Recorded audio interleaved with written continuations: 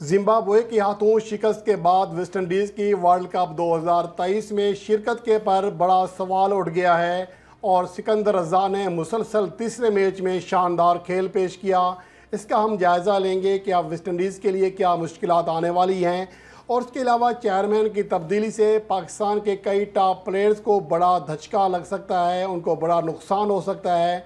वो नुकसान क्या होगा, इसके ऊपर बात करेंगे। जबकि भारत का बड़ा यू टर्न लिया है, भारत ने एशियन गेम्स के लिए अपनी क्रिकेट टीम भेजने का ऐलान कर दिया है। ये तमाम चीज़ें डिस्कस करेंगे इस रिपोर्ट में। और सबसे पहले बात करते हैं आज खेले जाने वाले मैच में, जिसमें जिम्बाब्वे और वेस्टइंडीज़ की टीमें मध्य मुकाबला आई और ग्रुप ए का ये अहम तरीन मैच था, जिसमें मेज़बान जिम्बाब्वे ने वेस्टइंडीज़ को शिकस्त दी और एक बार फिर सिकंदर रज़ा ने बैटिंग और बॉलिंग में शानदार खेल का मुजाहरा किया। सिकंदर रज़ा के लिए आईसीसी वर्ल्ड कप क्वालिफायर अब तक इंतहाई शानदार गुजरा है। जो रन्स के अतबार से 7वें टॉप बैट्समैन हैं, जो कि अब तक मजमूई तौर पर सिर्फ 2 इनिंग्स में 170 से ज़्यादा एवरेज और 151.79 के स्ट्राइक रेट से रन्स बना रहे हैं। और इसके अलावा 151 उनका जो मजमूई तौर पर 12 चौके और 10 छक्के लगाए हैं, जो कि अब तक आईसीसी वर्ल्ड कप क्वालिफायर में किसी भी बल्लेबाज के सबसे ज़्यादा छक्के हैं। कोई और बल्लेबाज अब तक अपने छक्कों की तादाद डबल फिगर में दाखिल नहीं कर सका। सबसे ज़्यादा स्ट्राइक रेट के मालिक हैं और एवरेज के एतबार से भी टॉप प्लेयर्स में शामिल हैं। तो सिकंदर रज़ा जो इससे पहले जिम्बाब्वे के लिए तेज़ तरीन वनडे सेंचुरी बना चुके हैं और उसके अलावा वो एक मैच में सेंचुरी और 4 विकेट हासिल करने वाले जिम्बाब्वे के पहले प्लेयर भी बन चुके हैं और दुनिया के चंद प्लेयर्स में अपना नाम लिखवा चुके हैं। 189 से ज़्यादा स्ट्राइक रेट के साथ रन्स बनाए थे गुज़श्ता मैच में, जब वो तेज़ तरीन सेंचुरी बनाने में कामयाब रहे। और इस मैच में एक बार फिर उन्होंने शानदार खेल पेश किया, ना सिर्फ बैटिंग में बल्कि बॉलिंग में भी। जिम्बाब्वे ने पहले बैटिंग करते हुए 268 रन बनाए, जिसमें सबसे ज़्यादा रन सिकंदर रज़ा के थे। 58 गेंदों पर 6 चौकों और 2 छक्कों समेत 117 से ज़्यादा स्ट्राइक रेट से 68 रन बनाए। जबकि रियान बर्ल ने भी उनका साथ दिया और 50 रन की इनिंग्स खेली। तो इसके जवाब में वेस्टइंडीज़ की टीम 233 रन बनाकर 44.4 ओवर में ऑल आउट हो गई, जिसकी वजह से एक बदतरीन नाकामी का सामना करना पड़ा, जिनके लिए ओपनर कैल मेयर, जो कि गुज़श्ता मैच में नाकाम रहे थे, वो 56 रन बनाने में कामयाब रहे। रोस्टन चेस ने 44 रन बनाए, लेकिन कोई और बैट्समैन बड़ी कारकर्दगी ना दिखा सका।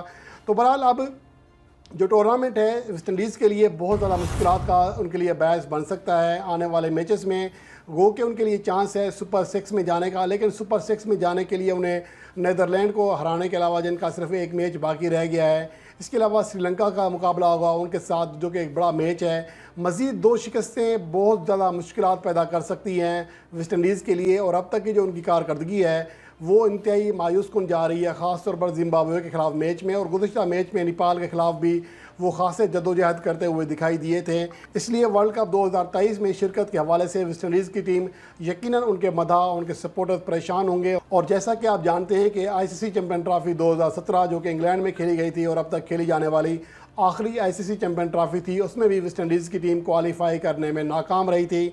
और एक बार फिर इस टीम को, जिसने पहले दोनों वर्ल्ड कप जीते हैं और वर्ल्ड चैंपियन बनने का एजाज़ हासिल किया 2 बार, उसके लिए ये बहुत बड़ी हज़ीमत होगी कि वो वर्ल्ड कप के लिए क्वालिफाई ना कर सके। और अगर सिकंदर रज़ा की बात करें तो मौजूदा वक्त में वो ना सिर्फ बैटिंग में 7वें ज़्यादा रन बनाने वाले खिलाड़ी हैं, बल्कि बॉलिंग में 6 विकेट हासिल करके मजमूई तौर पर तीसरे मुश्तरका टॉप विकेट टेकर हैं। तो इससे अंदाज़ा लगाया जा सकता है कि सिकंदर रज़ा बैटिंग और बॉलिंग दोनों शोबों में शानदार खेल का मुजाहरा कर रहे हैं। और मौजूदा वक्त में ग्रुप ए में जिम्बाब्वे 6 पॉइंट के साथ सबसे टॉप पोजीशन पर मौजूद है। नीदरलैंड 4 पॉइंट के साथ दूसरे नंबर पर है। वेस्टइंडीज़ तीसरे नंबर पर है। उनके पॉइंट्स तो बराबर हैं नीदरलैंड के, लेकिन नेट रन रेट कम होने की वजह से वो नीचे है। बहरहाल ग्रुप ए से अभी नेपाल और यूएस के बाहर जाने का इम्कान है, जो अभी तक दिखाई दे रहा है, जिन्हें अब तक नाकामियाँ देखने को मिली हैं। यूएस ने अब तक 3 के 3 मैचों में शिकस्त खाई है, जबकि नेपाल की टीम 4 मैचों में सिर्फ एक कामयाबी हासिल कर सकी है। ये तो है दूसरे आईसीसी क्वालिफायर का अहवाल। लेकिन अब बात करते हैं भारतीय क्रिकेट बोर्ड की, जो कि एशिया कप 2023 खेलने के लिए अपनी टीम पाकिस्तान भेजने से इनकार कर चुका था, लेकिन अब एशियन गेम्स के लिए अपनी टीम, जो क्रिकेट टीम होगी, वो भेजने का ऐलान कर दिया है। और ये एशियन गेम्स T20 फॉर्मेट पर मुश्तमिल होंगी। एक तरह से एशिया कप होगा जिसमें एशिया की तमाम टीमें शिरकत कर रही हैं और भारत ने बड़ा यू टर्न लिया है एशियन गेम्स के हवाले से। और ये पहला मौका होगा कि भारत की क्रिकेट टीम एशियन गेम्स का हिस्सा बनेगी। ये टूर्नामेंट दर हकीकत चीन में खेला जाएगा और जो इसका सबसे बड़ा नुकसान ये होगा कि आईसीसी वर्ल्ड कप 2023 के साथ उसकी तारीखें मुत्सादिम हैं, गो कि जब वो इवेंट ख़त्म हो रहा होगा दूसरा शुरू हो चुका होगा, लेकिन शुरू में चूँकि वर्ल्ड कप 2023 की गहमा गहमी होगी और उसके अलावा जो बहुत सारे मैचेस हैं, वार्म अप मैचेस हैं, वो खेले जा रहे होंगे, इसलिए शायद एशियन गेम्स को उतनी ज़्यादा तवज्जो ना मिल सके जितना कि आम हालात में मिल सकती थी। एशियन गेम 23 सितंबर से 8 अक्टूबर तक चीन में खेली जाएगी। इसके अलावा जो आईसीसी वर्ल्ड कप है 5 अक्टूबर से 19 नवंबर तक शेड्यूल किया जा रहा है, तो ये इससे पहले वार्म अप मैचेस भी शुरू हो चुके होंगे और इसकी वजह से अब बहुत सारे ऐसे टॉप खिलाड़ी शायद जो एशियन गेम्स का हिस्सा बनते वो मेन वर्ल्ड कप में होने की वजह से इन टीमों का हिस्सा नहीं बनेंगे। लेकिन बहरहाल पाकिस्तान भारत के पास इस तरह के कई खिलाड़ी मौजूद हैं कि एक तरह से एक टाइम पर दो बेहतरीन टीमें तरतीब दी जा सकती हैं। इसलिए इस बार एशियन गेम्स भी क्रिकेट शायकीन के लिए इंतहाई ज़्यादा अहम होने वाले हैं। और उसके अलावा अब बात करते हैं पीसीबी के चेयरमैन के हवाले से, जिसके बारे में ये कहा जा रहा है कि 27 जून को जो इलेक्शन हो रहा है, बल्कि सिलेक्शन हो रही है, तो उसमें ज़का अशरफ पीसीबी के एक बार फिर चेयरमैन बनेंगे, जो कि अब तक की इतलात हैं, जो कि अब तक की सूरत हाल है। लेकिन अहम चीज़ ये है कि इस ऐलान के बाद ज़का अशरफ के चेयरमैन पीसीबी बनने के बाद क्या पाकिस्तान के सीनियर खिलाड़ियों के लिए मुश्किलात शुरू होंगी या नहीं होंगी, जिनका सेंट्रल कॉन्ट्रैक्ट जो कि पहले से तैयार किया जा रहा था, इसमें खिलाड़ियों की तनख्वाहों में 20% से ज़्यादा इजाफा किया जा रहा था और कई टॉप प्लेयर्स की जो कैटेगरीज़ हैं उनको मज़ीद ऊपर किया जा रहा था।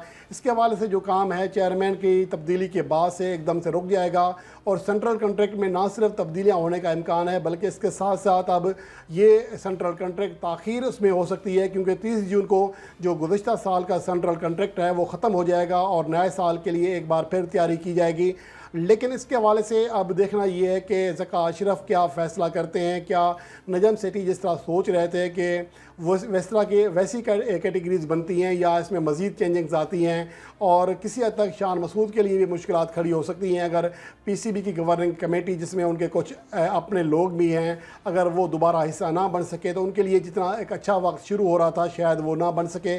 तो अब इसके हवाले से ये कहा जा रहा है कि सेंट्रल कॉन्ट्रैक्ट के हवाले से जो इतला दी जा रही हैं, जो सेलेक्टर्स ने सिफारिशात तैयार की हैं, उनमें चूँकि पाकिस्तान के साबिक कप्तान अज़हर अली रिटायर हो चुके हैं तमाम फॉर्मेट से, इसलिए उनको सेंट्रल कॉन्ट्रैक्ट से निकाल दिया जाएगा, जबकि फवाद आलम और यासिर शाह जो कि पाकिस्तान की टीम्स का हिस्सा नहीं है मुस्तकिल बुनियादों पर, उनको भी सेंट्रल कॉन्ट्रैक्ट से निकाला जाएगा। जबकि दीगर प्लेयर्स में नुमान अली, खुशदिल शाह, उस्मान कादिर और जहद महमूद का भी जगह बरकरार रखना मुश्किल है। ये तो वो खिलाड़ी हैं जिनको निकाला जा रहा है। इसके अलावा नसीम शाह और हारिस रऊफ़ की कैटेगरी में उन्हें तरक्की दी जा रही है, ये फ़ैसला किया गया है। लेकिन ये फ़ैसले किए गए थे गुज़श्ता चेयरमैन पीसीबी नजम सेठी के दौर में। लेकिन अब देखना ये है कि ज़का अशरफ इस पर क्या अपना लाएअमल इख्तियार करते हैं, अपना क्या फ़ीडबैक लेते हैं। जबकि ये भी कहा जा रहा है कि इस बार इफ्तिखार अहमद, सैम अयूब, एहसानुल्लाह, ज़मान खान और उसामा मीर को भी सेंट्रल कॉन्ट्रैक्ट मिल जाएगा। उसामा मीर मौजूदा वक्त में T20 ब्लास्ट 2023 में शानदार खेल का मुजाहरा कर रहे हैं, ना सिर्फ बैटिंग में बल्कि बॉलिंग में भी, और बैटिंग में सबसे ज़्यादा स्ट्राइक रेट से रन करने वाले बल्लेबाज हैं और बॉलिंग में सबसे किफ़ायती तरीन बॉलर हैं जो कि गेंदों से भी कम रन दे रहे हैं, जिसकी वजह से अब इम्कान यही है कि उसामा मीर को भी सेंट्रल कॉन्ट्रैक्ट मिल जाएगा और इफ्तिखार अहमद को भी।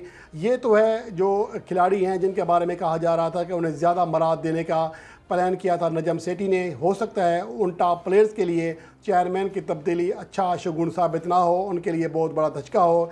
लेकिन अगर ज़का अशरफ ये चीज़ें कंटिन्यू करते हैं तो यकीनन फिर उनके लिए एक अच्छी चीज़ होगी कि ये चीज़ें कंटिन्यू की जाएंगी। लेकिन बहरहाल अब इस बात पर उम्मीद ही की जा सकती है कि ज़का अशरफ उस तरह मामलात ले चलेंगे जिस तरह के नजम सिटी लेके चल रहे हैं। और चेयरमैन की तब्दीली भी उस वक्त हुई है जब पाकिस्तान टीम एशिया कप और वर्ल्ड कप 2023 की तैयारियाँ करने के बहुत करीब है, तैयारियाँ शुरू हो चुकी हैं, ये इवेंट बहुत करीब हैं। और यकीनन यहाँ पर अगर ज़का अशरफ नीचे सेटअप में, ख़ास तौर पर कोचेस में, सेलेक्टर्स में बड़ी तब्दीलियाँ करते हैं तो यकीनन फिर पाकिस्तान टीम के मसाइल बढ़ जाएंगे। लेकिन अगर सिर्फ चेयरमैन चेंज होते हैं, बाकी फ़िलहाल जो दीगर अफसरान हैं, दीगर कोचेस हैं, वो वैसे काम करते रहते हैं, तो फिर चेयरमैन की तब्दीली से बड़ा फ़र्क नहीं पड़ेगा।